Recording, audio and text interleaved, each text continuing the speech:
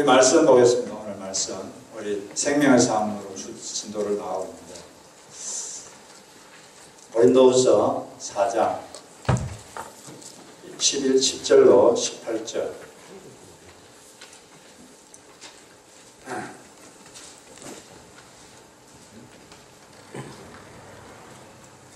같이 읽겠습니다. 시작. 우리가 항상 예수의 죽음을 몸에 짊어지면 예수의 생명이 또한 우리 몸에 나타나게 하려 함이라. 우리 살아있는 자가 항상 예수를 위하여 죽음에 넘겨지면 예수의 생명이 또한 우리 죽을 육체에 나타나게 하려 함이라. 그런즉 사망은 우리 안에서 역사하고 생명은 너희 안에서 역사하느니라. 이렇게 바 내가 믿었으므로 말하였던 것 같이 우리가 같은 믿음의 마음을 가졌으니 우리도 믿었으므로 또한 말하노라. 주 예수를 다시 살리시니가 예수와 함께 우리도 다시 살리사 너희와 함께 그 앞에 서게 할 줄 아느냐. 이는 모든 것이 너희를 위함이니 많은 사람의 감사로 말미암아 은혜가 더하여 넘쳐서 하나님께 영광을 돌리게 하려 함이라. 그러므로 우리가 낙심하지 아니하노니 우리의 겉사람은 낡아지나 우리의 속사람은 날로 새로워진다. 우리가 잠시 받는 환난에 경한 것이 지극히 크고 영원한 영광의 중한 것을 이루게 합니다. 우리가 주목하는 것은 보이는 것이 아니요 보이지 않는 것이니 보이는 것은 잠깐이요 보이지 않는 것은 영원함이라. 아멘. 하나님 감사합니다. 이 시간 주님의 말씀을 받고자 합니다. 성령께서 우리에게 직접 말씀해 주시고 이 자리에 함께하여 주옵소서. 예수님의 이름으로 기도드립니다. 아멘. 오늘은 죽으면 살린다, 버리면 얻는다, 이런 제목으로 하나님의 말씀을 나누겠습니다. 어떤 자매님이 있었는데 남편이 너무나 여러 가지로 힘들게 한 후에 이혼을 일방적으로 요구해서 이혼을 해주었습니다. 그런데 이혼해 준 남편으로부터 또 갑자기 어떤 제안을 받게 됐어요. 그런데 그 제안도 아주 기분을 상하게 하는 그런 제안이었습니다. 그렇지만은 이 자매님은 얼마 전에 예수님을 영접했기 때문에 그 전 남편한테 이제는 자기 마음대로 결정할 수 없다고 하면서 하나님께 기도한 후에 말해주겠다고 그렇게 전 남편에게 그렇게 말을 했습니다. 그리고 그 문제를 가지고 집중적으로 하나님께 기도를 했어요. 기도하는데 기도 중에 하나님께서 마음속에 이렇게 말씀하셨다고 합니다. 한 가지를 버리면 10가지를 얻을 수 있다. 한 가지를 버리면 10가지를 얻을 수 있다. 그런 말씀을 주셨어요. 그래서 한 가지를 버리면 10가지를 얻는다고요? 그러면 그렇게 하겠습니다. 그런데 그 한 가지가 뭡니까? 이렇게 하나님께 물어봤어요. 그러니까 하나님께서 이렇게 답했습니다. 뭐라고 답했을까요, 하나님이? 한 가지를 버리면 10가지를 얻을 수 있다. 그게 뭐냐? 자존심. 내가 자존심을 버리면 10가지를 얻을 수 있다. 이렇게 하나님께서 말씀하십니다.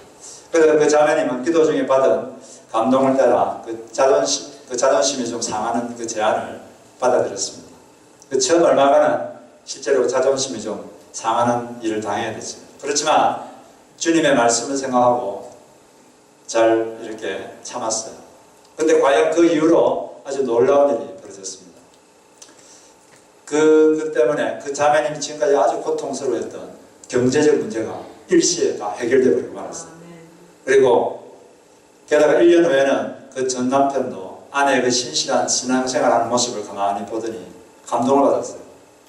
그리고 그 사람 삶이 전 남편 삶이 아주 엉망이었는데 그래서 자기가 감동받아서 자기 삶을 회개하고 예수님을 새롭게 영접하게 됐습니다. 삶의 확실히 완전히 바뀌어버렸죠. 그러다 보니까 변화된 전 남편과 함께 완전히 온전한 그런 결혼 생활을 다시 할 수 있게 되었습니다. 그 외에도 아주 여러 가지 유익과 축복들이 계속 따라다녔어요. 그러니까 한 가지를 버리면 10가지를 얻을 수 있다는 그 기도 중에 하나님 주시는 그 말씀대로 된 거죠. 그러면서 이분이 한 가지 깨달은 게 있습니다. 순종하기만 하면 되는구나. 그걸 깨달은 거죠. 이 자매님의 체험처럼 우리가 버리면 얻을 수가 있습니다. 내가 죽으면 살아나는 것입니다. 이것이 오늘 우리가 읽은 말씀에서 말해주고 있는 거예요. 이 말씀의 주제가 바로 이것입니다. 오늘 이 말씀 보니까 우리가 항상 예수의 죽음을 몸에 짊어지는 이유는 예수님의 생명이 우리 몸에 나타나게 하기 위해서이다. 이렇게 말했어요. 예수님의 생명력이 나를 통해서 나타나도록 하기 위해서 나를 죽음의 상황에 계속 내던진다. 나를 자꾸 죽음에 넘긴다. 그런 말입니다. 나를 죽음에 넘기면 나를 통해서 예수님의 생명력이 살아난다는 거죠. 그리고 11절에는 우리 살아있는 자가 항상 예수를 위하여 죽음에 넘겨지면 예수의 생명이 또한 우리 죽을 육체에 나타나게 하려 함이라. 이거 좀 쉬운 말로 읽어보니까 예수님의 생명이 죽을 우리 몸에 나타나도록 하기 위해 우리는 살아있지만 예수님을 위해 항상 몸을 죽음에 내맡깁니다. 12절 그런즉 사망은 우리 안에서 역사하고 생명은 너희 안에서 역사하니라. 그러므로 우리 속에서는 죽음이 활동하지만 여러분 속에서는 생명이 활동하게 되는 것입니다. 나를 죽음에 넘기니까 나에게는 죽음이 역사하지만 또 나를 통해서 예수님의 생명이 타인에게 전달돼서 다른 사람이 막 살아나고 다른 사람의 삶에 생명이 활동하게 되는 거죠. 나를 죽이면 예수님이 내 안에서 예수님이 살아났습니다. 그 예수님이 나를 살리고 또 다른 사람을 살리죠. 이거 마치 병아리가 계란의 껍질을 깨고 나오는 것 같아요. 유정란을 잘 부화하면 병아리가 자라가지고 나중에 병아리가 껍질을 깨고 밖으로 나옵니다. 그리고 나와가지고 잘 자라가지고 배고픈 사람들의 먹이가 되어주죠. 그래서 사람을 살리는 거죠. 이 껍질을 깨고 뭔가 나올 때 살리는 역사가 일어나는 거예요. 모든 성도들 안에는 예수 그리스도가 계십니다. 예수님을 영접했기 때문이죠. 그래서 고린도서 4장 7절 여러분들 생명상 가지고 일주일 동안 열심히 말씀 묵상 잘 했습니까? 답이 별로 없네요.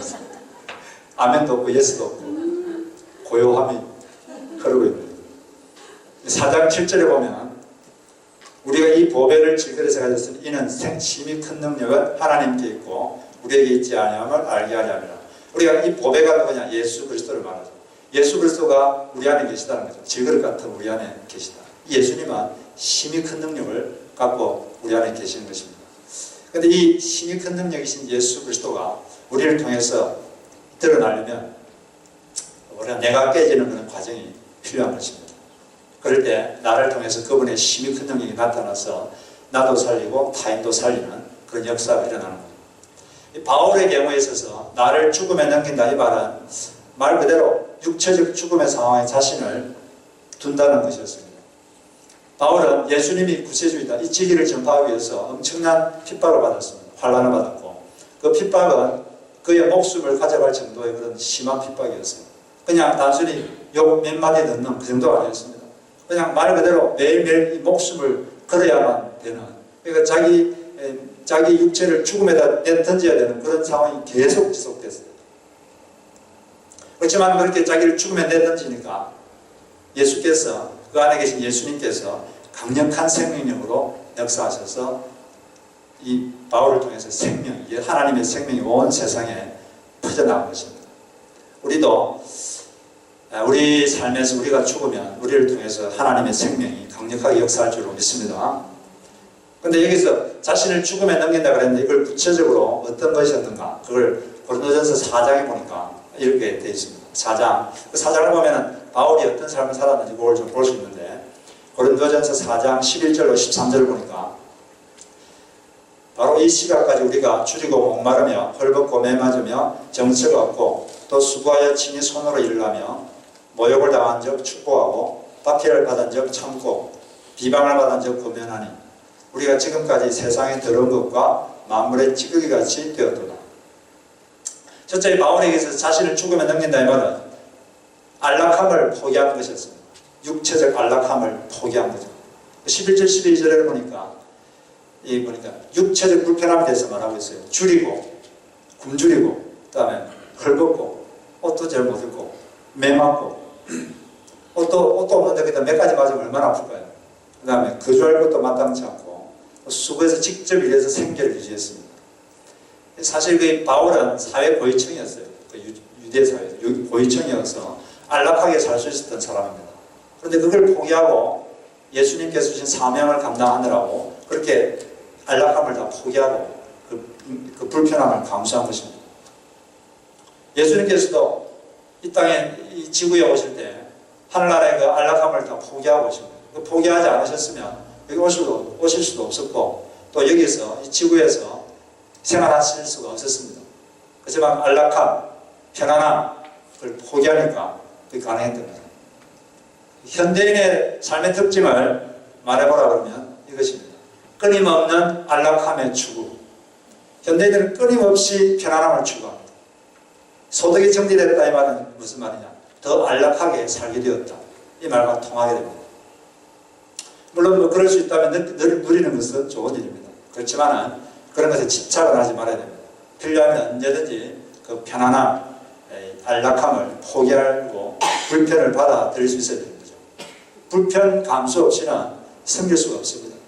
불편이 없이 어떻게 남을 섬길 수 있겠습니까? 그렇지만 불편은 또 불행은 아닙니다. 오히려 자기를 스스로 자체에서 불편에 처하게 하면 자기를 통해 예수님이 드러나고 많은 사람이 살아날 수가 있는 거죠. 지금도 많은 사람들이 선교지를 가고 있는데 우리 요셉 형제도 지난주에 그 3일 동안 선교지에 갔다 왔는데 그 편안함을 포기하지 않으면 그 가능하지 않은 일이죠. 불편함을 스스로 받아들이니까 그게 가능한 것입니다. 우리가 그렇게 할 때 하나님의 생명의 통로가 될 수 있습니다. 안락함을 거절하고 불편함을 받아들이는 훈련을 여러분 매일 하시길 바랍니다. 끝없는 안락함의 추구에 못을 박으시기 바랍니다. 두 번째는 이 바울이 경험했던 것은 자존심을 버렸다는 것입니다. 자존심. 여기 이게 정신적인 것인데 여기 13절 보니까 모욕을 당해서나 축복했고 비난을 받았으나 부드럽게 권면했으며 사람들에 의해서 세상의 더러운 것과 마무리 찢기기 같이 대접을 받았다. 이 모욕당하고 비난당하고 또 사람들이 자기를 찢기기 같이 대접을 했다. 그런데 이걸 잘 참고 견뎠어요. 이 말은 자존심을 버렸다는 말이죠. 그게 이제 자기를 죽음에 넘겼다 이런 뜻입니다. 그가 자존심을 버리고 자기를 죽음에 넘기니까 예수님의 생명이 그를 통해서 강력하게 활동하기 시작했습니다. 예수님께서도 이 땅에서 자존심 세우려고 그러셨다면 십자가를 질 수가 없었습니다. 그리고 이 땅에서 활동하는 것 자체가 아주 불가능했습니다. 왜냐하면 창조주인 예수님을 그렇게 대접하는 사람이 아무도 없었거든요. 그렇지만 그 자존심을 세우지 않았기 때문에 가능했던 겁니다. 사람이 그 자존심을 버리면 많은 일을 할 수가 있어요. 그런데 사람들이 그 자존심 때문에 굴러들어온 발전의 기회를 쳐버리고 또 많은 행복과 유익의 기회를 쳐버립니다. 자존심 세우려고 하다가 예수님의 그 생명의 통로가 되는 게 아니라 죽음의 통로가 되죠. 남을 변화시키는 게 아니라 남을 악화시키는 그런 도구가 되기도 합니다. 우리 한국말에 알량한 자존심이라 말이죠. 알량한이 무슨 뜻입니까? 알량한. 알량한다는 말은 시시하고 보잘것없다 그런 뜻이에요. 사실은 그 시시하고 보잘것없는 것인데 그걸 세우려다 보니까 세워지지가 않아요. 자꾸 세우려고 하면 자꾸 무너집니다. 실제로 이 자존심 버리면 많은 일을 할 수 있어요. 어떤 사람이 아주 유능한 사람이 있었습니다. 회사에 들어갔어요. 일을 아주 잘했어요. 그래서 인정받고 아주 그 일을 잘했습니다. 일을 잘 했는데 어느 날 자기 같은 부서에 동료가 같은 시기에 들어온 동료가 자기보다 연봉을 조금 더 받는 걸 알게 됐어요. 그날 회사를 그만뒀습니다. 왜 그만뒀을까요? 자존심 상했어요. 이유는 없어요. 자존심 상했어요. 근데 그것 때문에 그 사람은 많은 것을 잃었습니다. 그 뒤로 인생에 아주 힘든 일이 많았어요. 그 자존심을 조금만 견뎠으면 되는데 그 자존심을 못 이겨가지고 많은 불평과 고통을 받아야 됐습니다. 그 정보, 같은 시기에 들어온 그 동료가 나보다 연봉이 조금 많다. 이 정보를 자기 분발의 기회로 삼아서 얼마나 좋았겠습니까? 근데 사람들은 조금 하대당한다고 느끼면 분을 터뜨리고 그만둬버리고 그렇게 됩니다. 그냥 그러지 말고 자신의 실력으로 증명하면 되잖아요. 내 실력이 어떻다는 것을 열심히 해서 보여주면 되잖아요. 분발의 기회로 삼으면 될 텐데 그러지 않고 그냥 자존심 상한다고 해 그만둬버리고 확 화내버리고 얘기밖에 없나 하고 가지면 그게밖에 없어요. 인생이 그렇게 만만한 데가 아닙니다. 자존심을 못 버려가지고 사람들이 그 자아를 못 죽여서 생기는 대표적인 현상 두 가지가 있어요. 보통 사람들이 다 경험하는 거예요. 저도 그렇고 여러분들도 살다 보면 그런 걸 많이 경험하는. 첫째는 뭘 못하느냐? I was wrong. 제가 잘못했습니다. 이 말을 못합니다. 아주 I was wrong. 이 말은 아주 짧은 말인데 가장 강력한 말입니다.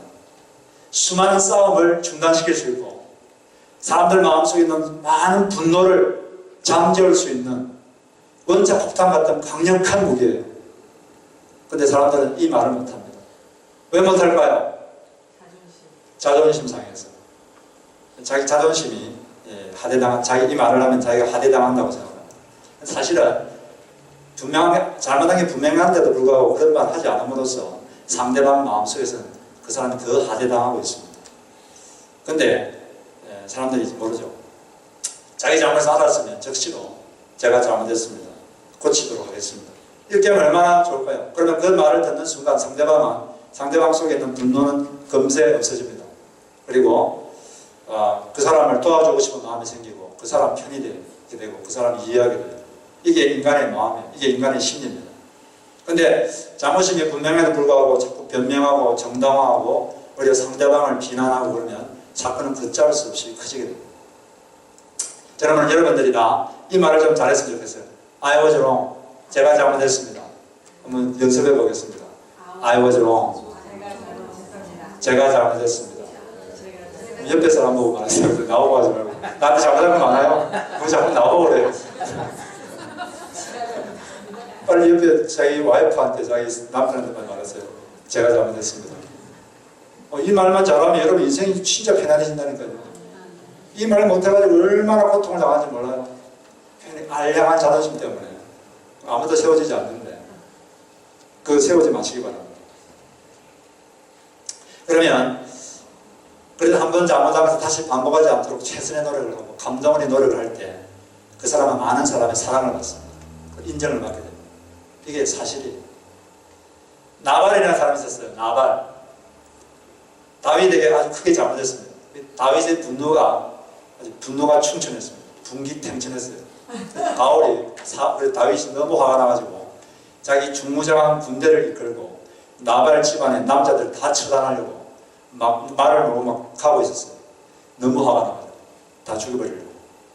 근데 그때 나발의 아내가 있었어요. 나발의 아내가 아비가일인데 이걸 알고 급히 와서 땅바닥에 무릎을 꿇고 그렇게 급구사죄했습니다. 사무엘상 25장 28절에 보니까 이렇게 말했어요. 종의 허물을 용서하여 주시옵소서. 다른 말로 하면 뭡니까? 제가 잘못했습니다. 그 말이잖아요. 그 말을 하는 순간 다윗의 분노가 급격히 식어졌고 그리고 그 복수를 중지했습니다. 아비가일은 그 뒤에 10일 뒤에 그 남편 나발이 죽었거든요. 하나님이 치셔가지고 죽었는데 죽고 나자 다윗이 아비가일을 자기 와이프로 삼았어요. 그래서 아비가일은 왕후가 됐습니다. 왜 왕후가 됐죠? 말 한마디 잘해가지고 무슨 말? 제가 잘못했습니다. 이 말을 잘해가지고 왕후가 됐어요. 여러분들 왕후가 되고 싶으면 말을 잘하시기 바랍니다. 그래서 말의 표현과 행동의 개선으로 잘못을 인정하십시오. 그러면 여러분이 더 높아집니다. 저 사람은 사람이 되는 사람입니다. 사람들이 다 그렇게 생각해요. 근데 뻔한 걸 잘못 알면서도 그냥 가만히 있고 이러면 이상하게 생각해요.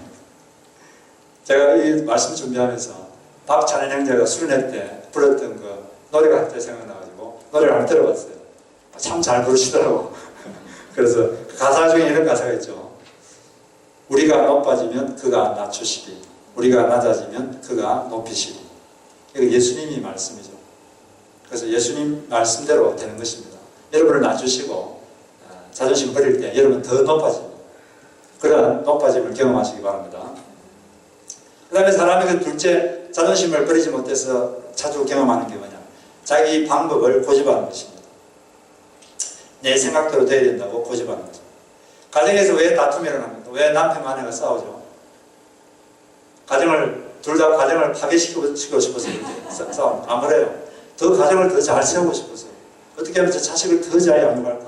어떻게 하면 더 인재를 키울까? 더 잘하고 싶은 거예요. 근데 왜 문제냐? 그 잘하는 방법이 틀려서 그래요. 방법. 남편은 이렇게 해야 애가 잘 큰다고 생각하고 아내는 이렇게 해야지 애가 잘 자란다고 생각합니다. 그 관계가 같으면 좋은데 같지가 않아요. 많은 경우에. 막 싸우는 거예요. 내 방식대로 해야 내 방식대로. 그 아내는 내 방식대로 하니까 막 싸우는 거예요. 그러면 성숙한 대화를 통해 사실 합의점에 도달해야 됩니다. 양편이 만족할 수 있는 대안을 찾기 위해 애를 써야 됩니다. 사실 많은 경우에 둘 다 맞는 경우가 많거든요. 그래서 둘 다를 다 균형 있게 아이들에게 적용하면 되는데, 근데 그렇게 하지 않고 막 둘이서 내 말, 내 생각대로 해라고 막 싸우고 남을 막 비방하고 막 그러고. 근데 필요하면 내 방법을 내려놓겠다. 이런 마음 자세를 가지고 대화를 하면 대화가 잘 됩니다. 필요하면 내 방법을 내려놓겠다. 이 생각을 가지고 대화하면 대화가 더 잘 돼요. 그리고 합의점에 더 잘 도달할 수 있습니다. 그런데 합의점에 도달하지 못하고 자꾸 대립이 생기면 실제 생각, 자기 생각처럼 내려놓을 수 있는 거죠. 자존심을 포기하는 거죠. 그럼 내려놓으면 더 효과적이라고 생각하는 방법을 내려놓을 때 그때 하나님이 역사하는 겁니다. 나머지는 기도로 하나님께 맡기는 거예요. 맡기면 하나님께서 덜 효과적인 방법을 통해서 하나님이 더 큰 효과를 만들어낼 수가 있는 것입니다. 그렇게 함으로써 가정의 화평을 추구하시기를 바랍니다. 교회에서 왜 다툼이 일어납니까? 저희 교회는 그런 다툼이 없어 감사한데 왜 다투느냐? 교회를 망하게 하려고 다툽니까? 절대 그런 사람 없어요. 교회를 잘 되게 하려고 다투는 거예요. 어떻게 하면 교회를 더 잘 되게 할까? 어떻게 하면 교회를 더 잘 되게 할까? 그런데 방법이 다른 거죠. 그래서 방법이 다르다는 거니까 자꾸 이렇게 자기 방법대로 해야 된다고 하도 처음에는 좋은 마음을 했는데 나중에는 그게 자존심 대결이 되어버립니다. 그래서 내 방법을 내려놓으면 내가 내 자존심이 꺾인다. 끝까지 가는 거죠. 그래서 하나님의 교회는 교회를 잘 되게 하려는 사람들 때문에 망하고 있습니다. 하나된 덜 효과적인 방법이 다투는 더 효과적인 방법보다 훨씬 낫습니다. 하나님은 더 효과적인 방법을 통해서 역사하는 게 아니라 하나됨을 통해서 역사하는 것입니다. 우리 둘 다 되면 가장 이상적이죠. 그래서 우리가 자기 방법을 고수하려고 하면 주변 사람들이 고통받는다는 것을 분명히 기억해야 됩니다. 제가 자주 하는 말이 있죠. 더 잘하려고 다투지 말고 보통만 하고 화목하자. 이 말은 여러분이 가슴속 깊이 명심해 줘야 될 말입니다. 그래서 이 두 가지를 우리가 하면 자기 자존심을 버릴 수 있어요. 첫째, 자신의 잘못을 즉시 인정하고 개선을 약속하는 것. 둘째, 다툼이 일어나려고 할 때 즉시 자신의 방법을 내려놓을 수 있는 것. 이 두 가지를 하면 그게 자존심을 내려놓는 거예요. 그러면 여러분 속에 많은 다툼이 사라지고 화평이 여러분 인생이 오게 됩니다. 이렇게 자기를 죽일 때, 자기를 이렇게 자기의 자아를 죽일 때 하나님께서 우리 가운데 역사하시는데 어떻게 하면 내 자아를 죽일 수 있느냐? 나의 그 사람을 죽일 수 있는가? 그게 첫째는 내적 생명력을 풍성하게 하는 것입니다. 따라해보세요. 따라해보세요. 시작. 내적 생명력을 풍성하게 한다. 네. 병아리가 껍질을 까고 부화하는 걸 보면 병아리가 왜 껍질을 까고 나옵니까? 병아리가 나오는 것은 껍질을 깼기 때문에 나오는 게 아닙니다. 그 달걀 안에 병아리가 생명이 강해져서 때가 되어 밖으로 나오려고 움직이기 때문에 껍질이 깨지는 것입니다. 병아리가 충분히 자라지도 않았는데 껍질을 깨면 병아리도 죽어요. 병아리도 다 죽어버립니다. 껍질을 깨려면 속의 생명이 강해지면 저절로 껍질이 깨집니다. 그때서 막 억지로 깨려고 하면 잘 깨지지도 않아요. 우리도 내가 자꾸 나를 죽여야지, 내 그 사람을 죽여야지 이렇게 막 강제로 깨려고 하면 잘 깨지지가 않아요. 그렇지 않고 내 속의 생명력을 강력하게 만들면 저절로 이 껍질이 깨지는 거예요. 그리고 곡식도 마찬가지입니다. 곡식도 봄이 되면 온도가 적당하면 씨앗 속의 생명이 강해집니다. 그러면 그 생명이 밖으로 나오면서 껍질이 저절로 껍질이 없어지는 거예요. 이처럼 우리가 주님의 사랑과 은혜를 듬뿍 체험하고 나면 내 속사람이 주님의 생명력으로 가득 차게 됩니다. 그러면 이런 헛된 자존심을 추구하지 않아도 괜찮게 되고 되는 거죠. 그리고 주님의 선하심을 듬뿍 맛보게 되면 저절로 그런 그 사람이 깨지게 되는 것입니다. 그런 자존심 안 세워도 마음이 편해지는 거죠. 새벽이 되면 태양이 뜨면 전등불을 켭니까 끕니까? 예. 태양이 뜨면 새벽에 그 전등을 끕니다. 왜? 태양빛이 너무 찬란하니까. 마찬가지로 하나님의 그 태양빛 같은 사랑과 은혜를 듬뿍 받고 나면 내가 괜히 나 혼자서 그런 자존심을 세우지 않아도 마음이 편한 거예요. 그렇게 하나님의 선하신 인자심을 마음껏 맛보시고 그렇게 사시길 바랍니다. 그 시편 44편 8절에 보니까 너희는 여호와의 선하심을 맛보아 알지어다. 그분의 선하심을 풍성히 맛보아 알면은 저절로 우리 그 사람은 그절로 깨지게 돼요. 밖에서 막 깨려고 하면 잘 안 깨집니다. 그래서 안에 생명을 풍성하게 하시길 바랍니다. 우리가 힘쓸 일은 그 주님의 선하심과 아름다움을 계속 맛보는 겁니다. 예수님이 얼마나 매력적인 분입니까? 우리가 사람도 매력적인 사람을 보면 사랑에 빠지는데 예수님이 이 땅에 오셨을 때 예수님을 보면 그분이 되게 매력적이었겠어요? 아니면 쳐다보기도 싫었겠어요? 그런 사람, 그런 분이 있겠어요? 예수님은 상당히 매력적인 분입니다. 그분을 한번 접촉하고 나면 그분과 사랑에 빠지지 않을 수가 없어요. 그 예수님과 좀 사랑에 빠지시기 바랍니다. 예수님을 사모하시길 바라요. 그러면 이런 불필요한 그런 자존심에 투쟁에 휘말려들지 않아도 되는 것입니다. 우리가 이렇게 주님과의 풍성한 교제를 통해서 내가 얼마나 귀한 존재인가 그걸 알게 되면 내 자신에 대한 그 자긍심이 생기죠. 자긍심이 좋은 사람은 자존심을 세우려고 하지 않습니다. 스스로를 풍성하고 내가 귀한 존재다 이렇게 알고 있기 때문에 그런 거죠. 내가 하나님 앞에서 참 귀한 존재구나. 그걸 알면 남들이 나를 어떻게 보는가 그걸 별로 중요하게 생각하지 않아요. 중국 부자들은 상당히 옷을 허름하게 입고 다닌다고 합니다. 그렇지만 다른 사람이 자기를 어떤 시각으로 보고 어떻게 보느냐 개의치 않아요. 왜? 자기가 누군지 아니까. 남의 시선에 별로 동요하지 않습니다. 마찬가지로 우리가 하나님 자식이라는 그런 당당한 자긍심이 있다면 나는 귀한 사람이다 이런 자긍심이 있다면 다른 사람의 평가나 그게 그렇게 관여하지 않아도 되는 것입니다.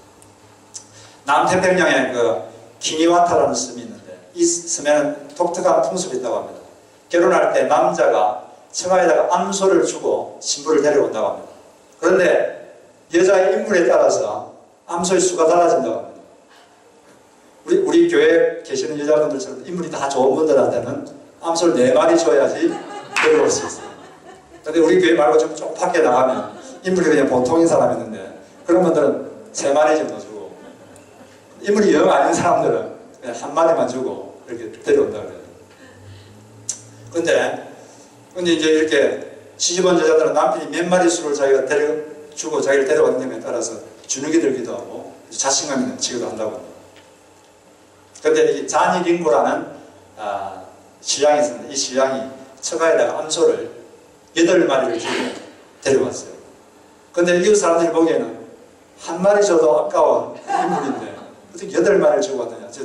막 조롱을 하고 눈이 삐었냐 뭐 그런 식으로 막 그런 놀리고 막 조롱을 했어요. 근데 얼마 이 소식을 들은 선교사님이 그 자리링고의 집을 방문했습니다. 그래서 선교사님이 깜짝 놀랐어요. 왜냐하니까 소문과는 달리 그 자리링고의 아내가 상당히 당당하고 아름다워 보였어요. 그것도 그렇게 안 들었는데 그래서 소문과는 달리 당신 아내가 상당히 괜찮네요. 아름답네요. 이렇게 말하니까 그 링고가 이렇게 말했습니다. 결혼 전에 우물가에서 총각 시절에 우물가에서 여자분들이 모여서 말하는 걸 들었는데 다들 암소 몇 마리에 시집 왔는지 그걸 가지고 말을 하더라는 거죠. 근데 1마리 받고 왔다는 그 사람들, 그 자매는 그냥 주눅이 들어서 고개 숙이고 막 하고 근데 4마리 받고 왔다 그런 사람들은 자신감 있게 그렇게 살더라는 거죠. 그걸 보면서 자기 총각 시절에 이렇게 결심을 했답니다. 나는 아내를 데려올 때 8마리를 주고 데려와야 된다. 그렇게 해서 실제로 결혼 증명인가 되어서 결혼을 해야 될 때 8마리 소를 주고 1마리만 줘도 되는데 8마리를 주고 데려온 거죠. 그러니까 그 8마리 소를 주고 남편이 자기를 데려왔다는 그것을 딱 알자 그 와이프는 인생이 확 바뀐 겁니다. 암소 8마리에도 인생이 바뀌는데 하나님은 여러분을 뭘 주고 데려왔습니까? 자기 독자 아들을 주고 데려왔어요. 자기 독생자 아들을 죽여서 여러분들을 데리고 왔습니다. 그럼 하나님은 여러분이 얼마나 귀하게 볼 거예요. 하나님은 여러분들을 자기 눈에 넣어도 아깝지 않은 그런 귀한 존재입니다. 실제로 이사야서 43장 4절에 그런 말씀이 있죠. 너는 내 눈에 보배롭고 존귀하며 내가 너를 사랑하였노라. 너는 내 눈에 너무 보배롭고 존귀하다. 이걸 다른 말로 하면 너는 눈에 넣어도 아깝지 않을 귀한 존재다. 그런 말이죠. 한국의 어떤 목사님은 항상 인사할 때 옆에 분들에게 당신은 하나님 눈에 넣어도 아깝지 않을 귀한 존재입니다. 이렇게 인사를 시키는데 처음에는 그거 보고 좀 이상하게 생각이 드는데 자꾸 듣다 보니까 진짜 그런 것 같아요. 옆에 분에게 그렇게 한번 인사해 봅시다. 당신은 하나님 눈에 넣어도 아깝지 않을 귀한 존재입니다. 한번 말해주세요.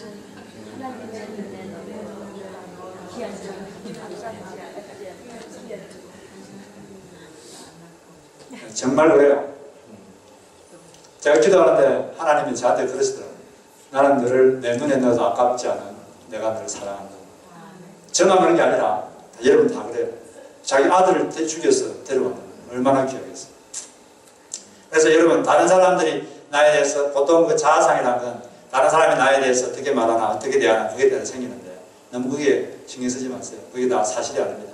하나님 앞에서 내가 어떤 존재인가 아시고 그것으로 자긍심을 가지고 내가 귀한 존재고 내가 하나님의 아들이 자식이구나 그것을 알고 사시기 바랍니다. 그럴 때 우리 속에 생명이 충만해져서 우리 속에 내적 생명이 충만하면 나를 통해서 하나님의 생명이 나타나게 되는 것입니다. 그래서 우리가 내적 생명이 충만해질 때 우리를 통해서 하나님은 역사합니다. 우리의 그 껍질이 깨지게 되는 것입니다. 그리고 간단하게 두 번째는 외적 의지의 노력으로 우리의 그런 자존심을 깰 수가 있습니다. 우리가 뭐 항상 이렇게 충만할 수가 없죠. 기도할 때는 충만했다가 또 삶의 현장에 가면 금방 부정적 자아가 막 솟구쳐옵니다. 그때는 어떻게 해야 됩니까? 자기 의지의 힘으로 그걸 눌러야 돼요.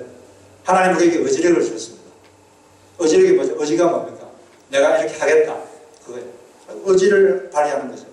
이런 부정적 자아가 솟아오를 때 내가 그것을 없애버리겠다.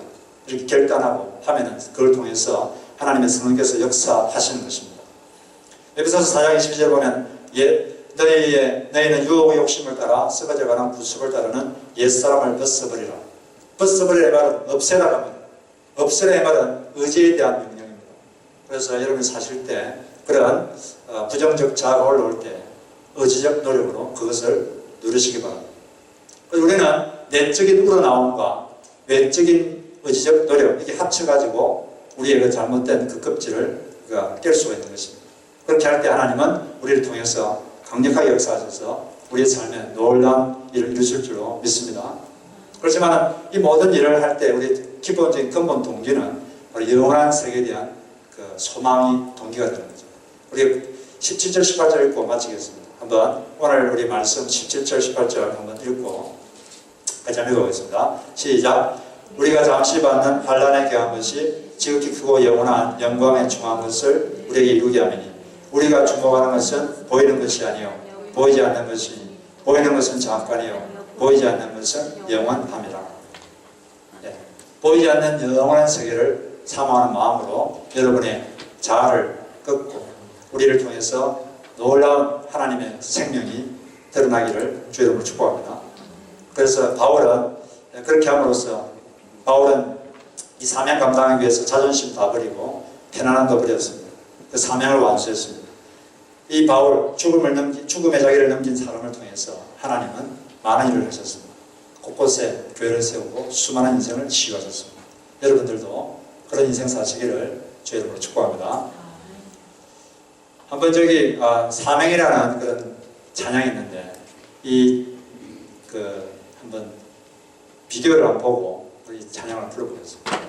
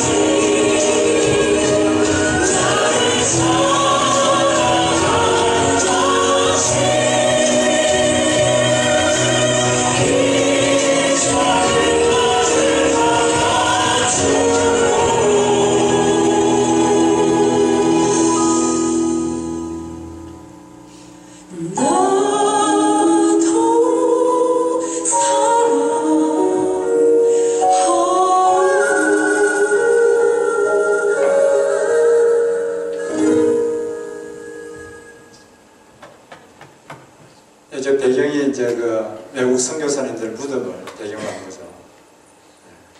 우리 한번 이 찬송 한번 부르고 기도하고 기도하겠습니다.